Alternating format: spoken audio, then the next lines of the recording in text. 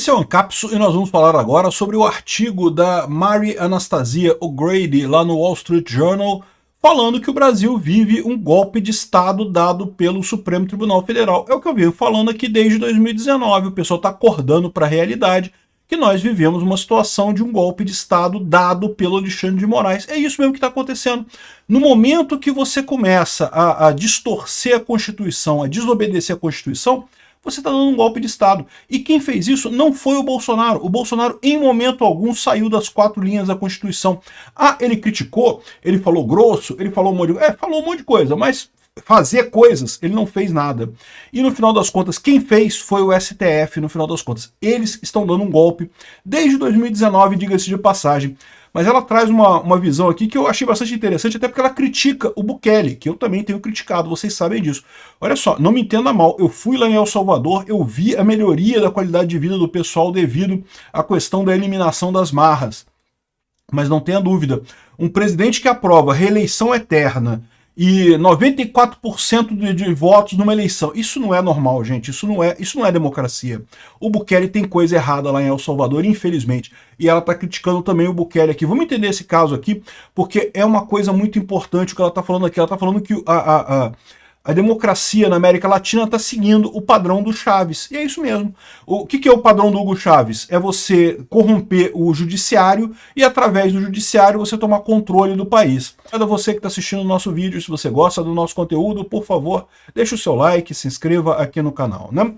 Pois bem, olha só, o Wall Street Journal, um jornal extremamente influente lá nos Estados Unidos, um jornal de extrema esquerda, mas que vocês sabem, essa colunista específica lá, a Mary Anastasia, isso é uma diferença lá nos Estados Unidos, tá? Embora você tenha muita força da esquerda lá nos Estados Unidos, os jornais de lá tendem a manter um certo equilíbrio, tendem a manter colunistas que têm a opinião contrária, né? E eu gosto da opinião da Mary Anastasia O'Grady, ela realmente tem uma visão muito próxima da minha nessa história toda. E ela tem colocado aqui, olha só, a Suprema Corte do Brasil deu um golpe de Estado. A Suprema Corte deu um golpe de Estado no Brasil. E é a maior verdade, é o que eu estou falando para vocês. E fez igualzinho os militares. Se você reparar como é que foi o golpe de 64, foi a mesma coisa. Os milicos disseram que ia ter o golpe comunista, que não tinha como ter o golpe comunista, porque, de novo, sem força dos militares não tinha como ter o golpe, mas eles usaram isso para dar o golpe, né? E a mesma coisa o Alexandre de Moraes está tentando agora. Eu ainda tenho expectativa que o Brasil não vai cair nessa, né? Até pouco tempo atrás eu achava que a única salvação que a gente tinha era, com muito tempo, substituindo o juiz da Suprema Corte, a gente conseguir chegar numa solução para isso. Agora eu acho que vai ser mais rápido com essa paulada que o Trump tem dado, né? E o que ela fala aqui? Para não ficar lendo aqui em inglês e traduzindo, eu traduzi aqui no Google Tradutor, eu acho que é mais fácil de ler aqui. Eu consigo ler inglês muito bem, mas ler e traduzir eu ainda engasgo de vez em quando, demora mais tempo, né? Então aqui, ó, a liberdade das Américas enfrenta um grau de perigo nunca visto desde a Guerra Fria. O maior risco não é, como aconteceu nas décadas de 60, 70 e 80, a tomada de poder por militares, né? Então, de fato, a gente teve, na década de 60, 70 e 80, a tomada do poder dos militares aqui na América Latina, não só no Brasil, teve na Argentina, teve no Chile, teve num monte de países por aqui, né? Os ditadores do século XXI estão copiando Hugo Chávez, que consolidou seu governo tomando controle das instituições democráticas quando era popular e em seguida prendeu seus opositores ou os exilou. Ou seja, exatamente o que está fazendo o Lula com o Bolsonaro. Prendeu o Bolsonaro e agora está proibindo ele de concorrer nas eleições no ano que vem. Faltou ela colocar aqui que, tanto lá no caso do Hugo Chávez quanto aqui no caso do Brasil, com a cumplicidade da Suprema Corte, né?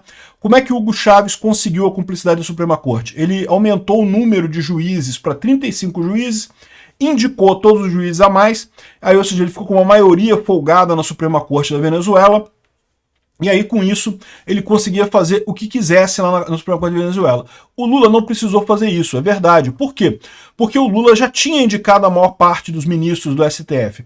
O que aconteceu foi só que os ministros que eram moderados, que eram da centro-esquerda, que era justamente o Alexandre de Moraes e o Gilmar Mendes, ficaram chateadíssimos pelo fato do PSDB deixar de existir, né? O Dória ficou todo dolorido porque o PSDB sumiu do mapa da política brasileira Com ele, o Dória foi um dos grandes responsáveis por desaparecer com o PSDB. Infelizmente o Dória tem dinheiro, é um cara rico e que tem muitas influências lá na elite aristocrática socialista brasileira, e daí fizeram essa campanha aí do Alexandre de Moraes e do Gilmar Mendes para destruir o Bolsonaro politicamente, né?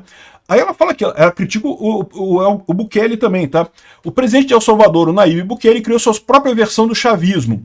Demitiu e substituiu todos os membros da Corte Institucional do país em 2021. E, de novo, eu critiquei isso desde... Eu falei, olha, isso é estranho, esse negócio do Bukele. Ok, o pessoal está dizendo que é a única solução, a coisa e tal. Eu não gosto desse tipo de solução. O devido processo legal, a liberdade de expressão e a liberdade de reunião não existem mais. Bukele agora controla o Tribunal Eleitoral. Em 2024, ele certificou as eleições para o Congresso, embora tenham sido marcadas por irregularidade e falta de transparência. É aquilo que eu falo para vocês. O Bukele conseguiu anular a Suprema Corte lá de El Salvador? Conseguiu, de fato. Conseguiu se manter no poder graças a isso e coisa e tal. Isso é uma coisa boa no longo prazo? Não. Isso tende a tornar ele um ditador, né? Qualquer um que critique o Bukele agora em El Salvador corre risco. Isso é um problema real, né? Não é esse o caminho que a gente quer. A gente quer mais segurança, mais prisões e coisa e tal, prisão de bandidos. Concordo 100% com você. Tem que prender mais bandido, tem que agredir mais o pessoal do crime, tem que combater mais o pessoal do crime. Agora, esse negócio de acabar com a justiça para favorecer o governo local para isso, eu fico um pé atrás com relação ao El Salvador.